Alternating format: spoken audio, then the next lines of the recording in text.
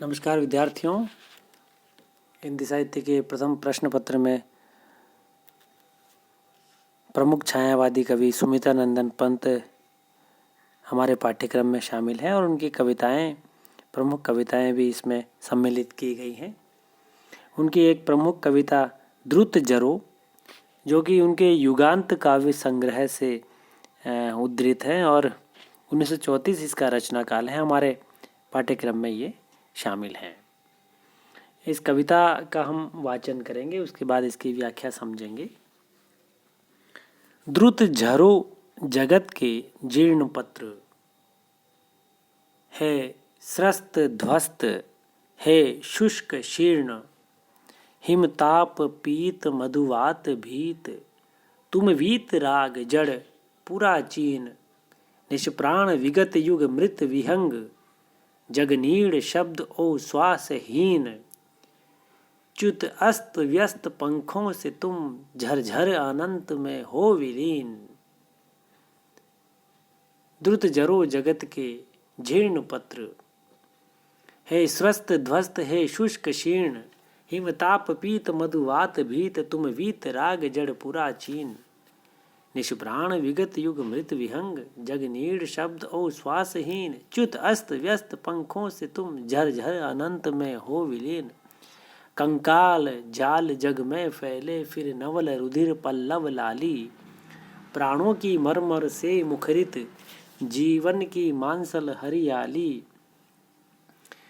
मंजरती विश्व में यौवन के जग कर जग का पिक मत वाली, निज अमर प्रणय स्वर मदिरा से भर दे फिर नव युग की प्याली। द्रुत जरो जगत के जीर्ण पत्र, है स्रस्त ध्वस्त है शुष्क शीर्ण। इस कविता में सुमित्रानंदन पंत पुरानी पीढ़ी के जो पुराने विचारों के पुराने ख्यालों के जो लोग हैं, उनके विचारों के स्थान पर नवीन विचारों को, नई पीढ़ी के लोगों को, युवा लोगों का आह्वान कर रहा है। कवि संसार के जो पुराने पत्ते हैं, पेड़ों के पुराने पत्ते हैं, उनको स्वयं हट जाने की बात कह रहा है और नवीन पत्तों को आने के लिए अवसर देने की बात यहाँ पर कवि कहता है। तो कहना तो कवि जो है वो पुरानी पीढ़ी के लोगों को चाहता है पत्तों के माध्यम से, तो यहाँ अन्योक्ति का भाव है। तो अर्थ इसकी व्याख्या देखिए कि द्रुत जरो जगत के जीर्ण पत्र, द्रुत यानी तेजी से, जल्दी से, झरो यानी झर जाओ, जगत के संसार के जीर्ण पत्र है पुराने पत्तों, तुम जल्दी से अपने स्थान से हट जाओ, जड़ जाओ। क्योंकि अब क्यों हट जाओ? क्योंकि हे स्रस्त ध्वस्त है शुष्क शीर्ण, क्योंकि तुम स्रस्त हो यानी थके हुए हो, ध्वस्त हो तुम टूटे फूटे हो, तुम जो है पुराने हो गए हो, हे शुष्क शीर्ण तुम बिल्कुल सूख गए हो, सूख कर सिकुड़ गए हो, इसलिए तुम अपने स्थान से हट जाओ, नए पत्तों को अवसर दो, वे आएंगे और इस संसार में हरियाली फैलाएंगे तुम्हारे स्थान पर।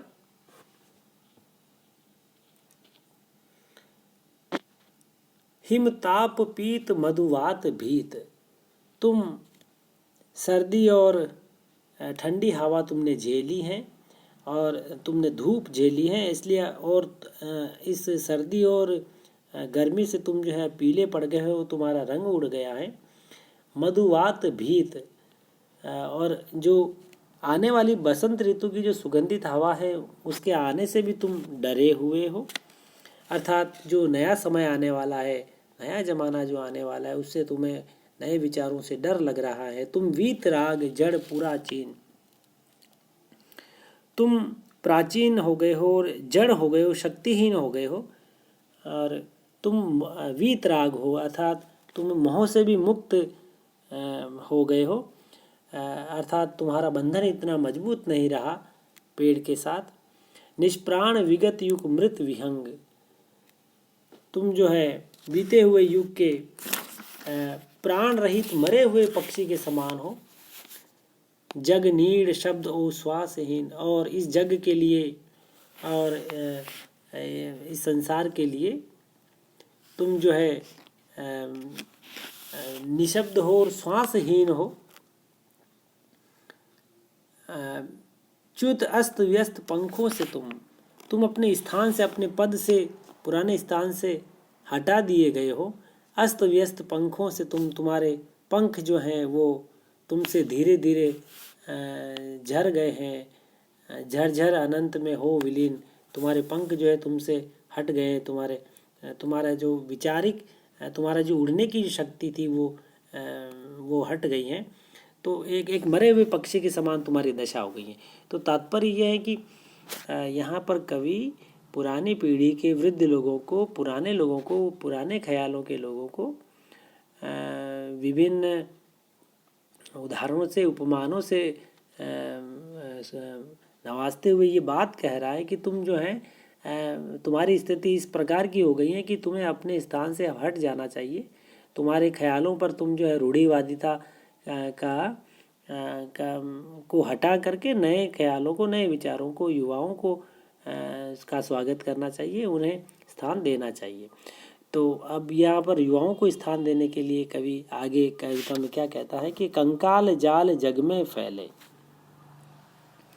कि ऐसे जो पत्ते हैं पुराने वो हट जाएंगे तो कंकाल जाल जग में, सूखे और कंकाल से भरे हुए जो भरा हुआ जो ये शरीर रूपी जगत है, इसमें क्या होगा कि नवल रुधिर पल्लव लाली, तो नए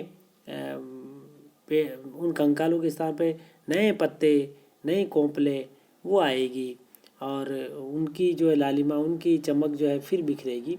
प्राणों की मरमर से मुखरित जीवन की मांसल हरियाली, और जब नए पत्ते मंद हवा के साथ मरमर की ध्वनि मुखरित करेंगे तो चारों तरफ जो है वो हष्ट पुष्ट हरियाली बिखर जाएगी।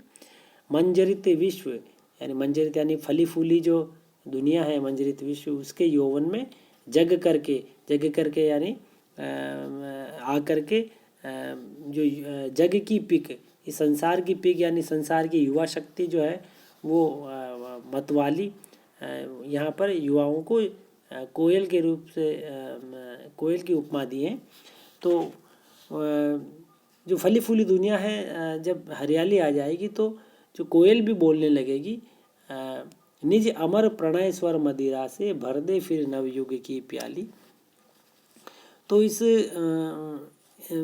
इस युवा पीढ़ी के प्राणों से चारों तरफ यौवन की जो है वो रागमय सौरभ से भीगी हुई युवावस्था जब साम्राज्य चारों तरफ स्थापित हो जाएगा तो कोयल जो है वो बोलने लगेगी और मधुर स्वर मदिरा से चारों तरफ जो है वो इस नए विचारों वाले संसार की प्याली भर देगी, प्रेम भर देगी, प्रेम को जागृत कर देगी। तो नवयुग में युवावस्था और प्रेम सौंदर्य से पूरा संसार व्याप्त हो जाएगा। तो इस पूरी कविता में जो है वो पुरानी पीढ़ी के लोगों, वृद्धों के प्रति जो है विराग हमें नज़र आता है कवि का, और युवा पीढ़ी के प्रति प्रेम सौंदर्य वो नज़र, उसके प्रति आसक्ति हमें यहाँ पर दिखाई देती है। कवि जो है वो संसार को यौवन, प्रेम और सौंदर्यमयी देखने का यहाँ पर आकांक्षी है, इसलिए पुरानी पीढ़ी को नष्ट होने का और नई पीढ़ी को आने का यहाँ पर आह्वान कर रहा है।